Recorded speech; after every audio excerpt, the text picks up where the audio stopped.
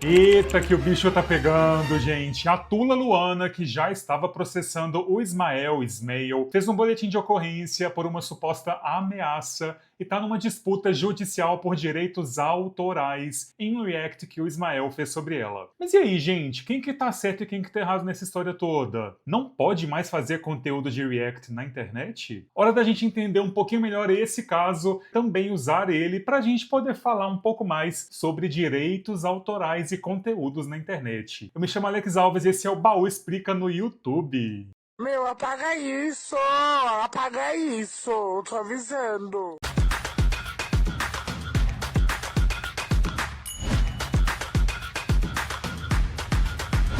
Você vai começar esse vídeo dando seu like aqui, clicando em hypar aqui embaixo para ajudar a gente a engajar esse vídeo. Se você quiser fazer parte do nosso grupinho de apoiadores do canal, basta fazer como a maravilhosa Ana Brum e o queridíssimo Murilo Fernando. Fazendo como esses divos que inspiram, você se torna um apoiador do baú com o selo de Baúzer Raiz. Assim você participa do nosso grupinho exclusivo do Telegram, tem acesso a conteúdos antes de todo mundo, figurinhas especiais do baú por aqui, tem destaque nos comentários em todos os vídeos e o baú vai te seguir lá no Instagram também. Basta clicar em Seja Membro ou no link da descrição desse vídeo. Vem comigo, senão eu te processo, hein? Gente, que caos que tem se tornado a internet com esse negócio de react e o povo usando strike do YouTube agora para isso. Quem não fica feliz com os conteúdos agora tá partindo para a esfera judicial para ir atrás dos seus direitos, usando a lei de direitos autorais e uso de imagem como argumento. Mas na real, eu acho que a gente não sabe nada sobre o uso dessas leis quando a gente vem criar conteúdo, sinceramente. Fonte: não foi preciso. Eu acho super normal isso, porque a lei, ela é muito vaga, ela é muito ampla. Ela é muito interpretável. Então, ó, se você é criador de conteúdo, esse vídeo hoje é obrigatório para você. E se você não é, você vai estudar um pouquinho de direito aqui comigo sim. Quer ser Léo Áquila? Vai estudar. Baú! O Ismael, influencer que todo mundo conhece, tem milhões de seguidores nas redes, fez um react de alguns stories da Tula Luana falando sobre uma situação que ela passou com um aplicativo de entregas. Parece que ele chegou até a apoiar a Tula, dizendo que ela estava certa nesse caso, mas isso pouco importa no final das contas. Parece que ele falou também sobre a questão do laudo psiquiátrico da Tula, que até um tempo atrás tinha um laudo médico errado, que diagnosticou ela com uma doença que ela não tinha. Isso acabou causando muitos prejuízos para a Tula Luana na vida pessoal dela. Inclusive, ela chegou a tomar medicações erradas por anos e anos por conta disso. Eu não achei o vídeo desse react do Ismael, porque parece que ele apagou o vídeo. Eu não consigo opinar sobre o conteúdo dele. Acontece que a Tula Luana processou o Ismael por infração aos direitos autorais dela. Ela disse nesse processo que os stories dela, publicados no Instagram, eram protegidos por direitos autorais e pediu a remoção do conteúdo que o Ismael criou usando esses stories. A Tula pediu uma liminar que o juiz negou para ela e agora o processo está correndo, com a Tula pedindo R$10 mil de indenização. 70 mil dólares, amor. Tô devendo 70 mil dólares. Eu confesso que eu estou muito curioso para saber o resultado desse processo logo, porque vai ser muito importante a gente ter um caso mais público sobre isso e sobre um tipo de judicialização que a gente não vê atualmente, que é a de reacts, porque isso não acontece com frequência. Em geral, os processos contra páginas acontecem porque os influenciadores acabam falando de outras pessoas acusando de crime, ou fazendo ofensas diretas, calúnias, essas coisas, mas com relação a react, não é comum a judicialização por uso de direitos autorais e de imagem. Baú! Antes da gente entrar na lei, só para a gente fechar esse caso da Tula e do Ismael, o que aconteceu foi que a Paula Fernandes, do Queencast, recebeu o Ismael e elas falaram sobre esse caso da Tula. Olha só. Que foi da Tula Luana. Ela tá me processando em Dizem 10 que ela mora mil aqui reais. perto. Ah, bom saber. Alguém falou que ela Se mora... tiver um pouquinho de álcool e um pano faz um molotov, é excelente. É metaforicamente. Brincadeira! Eu tava defendendo ela nos vídeos. Ah, você fez um vídeo sobre... Então, ela tinha tomado um golpe do iFood, daí eu fui falar, tipo assim, gente, é errado e tal, etc. Eu também fiz um vídeo sobre ela não ser mais esquizofrênica. Nenhum dos vídeos que eu fiz foi em tom de ai, você é isso, você é aquilo. Nunca acusei ela de nada. E aí, mesmo defendendo ela, eu sou processado. E ela te processou por quê? Por direito autoral, por dano, por coisa de imagem. Primeiro ela pediu pra remover remover o vídeo, e eu removi. Quando ela pediu pra remover, eu removi. Eu privei o vídeo e tal, o vídeo não tava mais disponível. Só Ainda que ela queria assim. que eu excluísse o vídeo. Daí ela me processou pra que eu excluísse o vídeo. Ué, mas Processou e tá pedindo 10 mil reais, não vai receber. Nem que eu tenha que pagar 10 mil reais pra equipe de advogados, mas eu não dou esse dinheiro pra você. Não dou. Gente, vocês repararam na brincadeira que o Ismael fez ali no meio? Coloca aí de novo pra gente ver, Kaique. Solta esse trecho aí. alguém falou que ela Se mora... tiver um pouquinho de álcool e um pano faz um molotov, é excelente. É metaforicamente. Brincadeira! O fato é que a Tula já estava irritada com o Ismael fazendo o react dela. Imagina como ela ficou depois que ele fez essa brincadeira. Mas aí cada um decide se vale a pena brincar com quem não tá muito indo com a nossa cara. Depois desse podcast, a Tula foi para as redes sociais dizer que ela tinha feito um boletim de ocorrência contra a ameaça do Ismael e disse que todos os gastos que ela passasse a ter daqui para frente, por conta do psicológico e psiquiátrico dela, seriam de responsabilidade do Ismael, assim como quaisquer coisas que acontecessem com ela. Achei pesado, hein? E assim, quanta coisa pra gente falar aqui, né, gente? Um ponto importante é que a Tula falou sobre o boletim de ocorrências que ela fez. Ela falou que ele foi aprovado, aceito, e que como ele foi aceito, ela ia seguir com isso, estando o Ismael responsabilizado por uma série de coisas. Afinal, o boletim tinha sido aceito. Mas quando você faz um boletim de ocorrências online, ele só não é aceito se você está relatando ali algum crime que não é permitido para boletim online, tipo crimes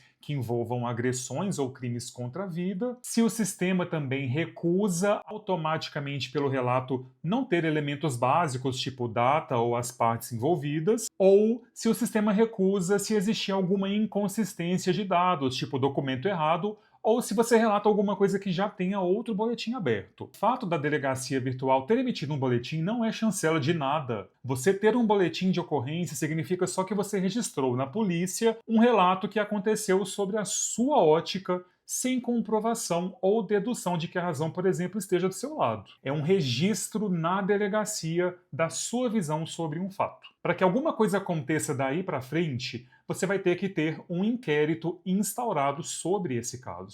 Baú! E agora o que eu vou falar aqui não é especificamente sobre o caso do Ismael e da Tula Luana, não, tá? Eu vou começar a falar de lei brasileira. Quem alega direitos autorais em casos desse tipo está se resguardando no artigo 29 da Lei de Direitos Autorais, que diz: depende de autorização prévia e expressa do autor a utilização da obra por quaisquer modalidades, tais como, inciso 1º, a reprodução parcial ou integral. Então, se você pega a lei pura e seca, sim, parece que ninguém pode usar nada em nenhum conteúdo de outra pessoa para absolutamente nada. Só que lei não é algo tão simples assim. Por isso que advogado estuda 5 anos para sair da faculdade não sabendo quase nada e tem que passar a vida inteira estudando e se atualizando para conseguir saber pouquinho da área que ele escolhe para a vida, porque o mundo jurídico é um inferno. Essa mesma lei de direitos autorais, que é a Lei 9.610 de 1998, diz no artigo 46 que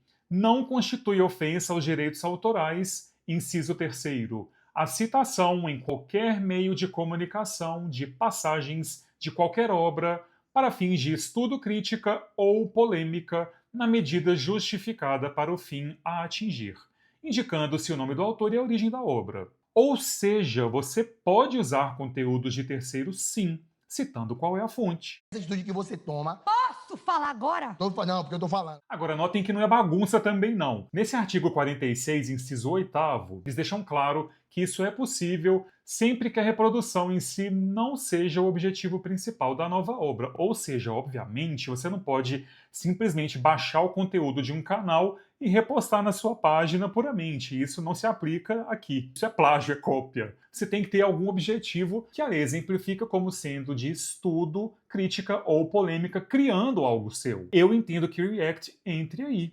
Como é uma lei de 1998, nem existia isso de React ainda, né, gente? Mas dá para você interpretar que quando você vai ver um React, você está indo ver a reação da pessoa a um conteúdo e não esse conteúdo em si. A justiça tá atrás da menina do Ministério Etron. O cerco tá se... Ó, essas notícias que a gente tem que saber. Eles dão um ganho de causa pra gente que usa até mesmo obras integrais de outras pessoas citando a fonte. Por exemplo, teve um caso recente no Superior Tribunal de Justiça, no qual o ministro Marco Buzzi, no recurso especial número 1450302 do Rio de Janeiro, decidiu que era lícita até mesmo a utilização integral de uma obra, dada sua finalidade no contexto de uma obra nova. Era um caso em que utilizaram uma obra literária completa, inteira, dentro de uma obra acadêmica. Eles usaram a obra inteira, né? Porque o objetivo ali não era a leitura da obra reproduzida, era o de uma análise que usava essa obra para outro fim. Vocês conseguem perceber a similaridade disso com o React? Então, em resumo, essas exceções que a própria lei traz para essas questões de direitos autorais existem para garantir que a coletividade, ou coletivo mesmo, possa ter acesso à educação, cultura e informação. Mas a lei como um todo é enorme e gera muita brecha para que qualquer pessoa possa ter uma interpretação própria. Por isso que acaba indo para a decisão de um juiz. Como eu falei, eu não assisti ao vídeo que o Ismael fez da Tula, tá? Se ele reagiu dentro dos limites do uso justo, usando os conteúdos que a Tula publicou nos stories abertos dela, eu acho pouco provável que ele perca esse processo. Onde que poderia estar um ponto crítico aqui para o Ismael? Se ele usou algum vídeo privado ou pessoal da Tula Luana, isso não pode. Se ele usou algum vídeo de um trabalho criativo dela, por exemplo, um vídeo de uma música autoral, de um programa de TV que ela criou, algo assim produzido por ela, ou se ele ofendeu ou xingou ela de maneira direta, de alguma forma ferindo a sua honra. Aí, caso alguma dessas coisas se enquadre dentro desse react dele, quem vai ter que julgar isso é o juiz, não é a gente. O que você acha dessa história? Quem que você acha que tá certo nisso tudo? Deixa seus comentários aqui com a sua opinião.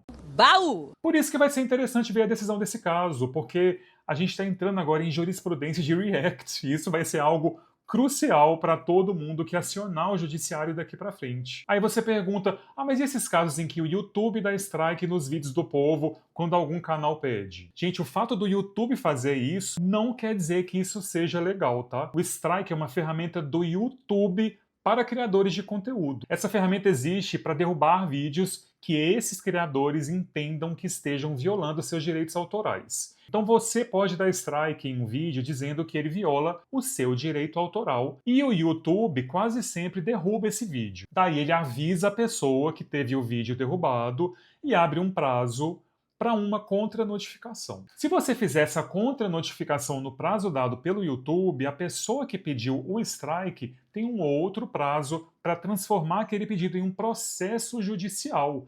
Caso contrário, o seu conteúdo é restaurado. Quase ninguém faz isso de contra-notificar, mas esse é o fluxo oficial do YouTube. Sabe por que o YouTube tem esse mecanismo? Porque o YouTube trouxe para o Brasil o que eles desenvolveram para os Estados Unidos. Isso vem do DMCA, que é a Lei de Direitos Autorais dos Estados Unidos. O João Senzi é um advogado muito bom que fala muito sobre esse tema do DMCA e ele já explicou que lá nos Estados Unidos o YouTube tem responsabilização nos casos em que alguém tenha direitos autorais violados.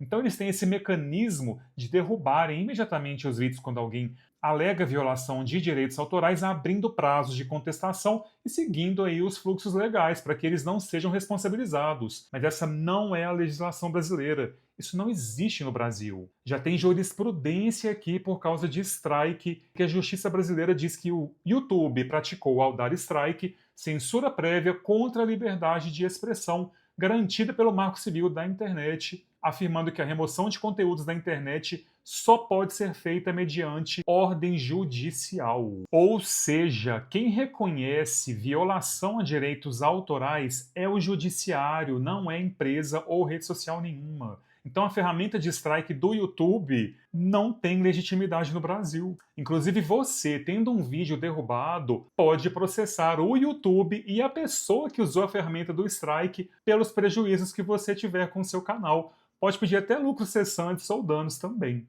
Para derrubar, tem que ter acionamento do judiciário. Se o juiz decidir, aí pode derrubar o vídeo. Qualquer coisa diferente disso é algo que está indo contra a lei. Ai, gente, que dó de quem é advogado, né? E que dó dos juízes também, às vezes, de terem que ficar lendo algumas petições e peças com os conteúdos que devem ir do divertido ao apocalíptico, né? Cada dia mais feliz eu fico em ter aposentado a minha OAB. Baú! E é isso, meus amores. Curte o vídeo, hypa ele, comenta dizendo o que você acha disso, porque eu vou ficar muito grato se você puder fazer isso tudo, tá bom? Um beijo, até o próximo vídeo. Tchau, tchau.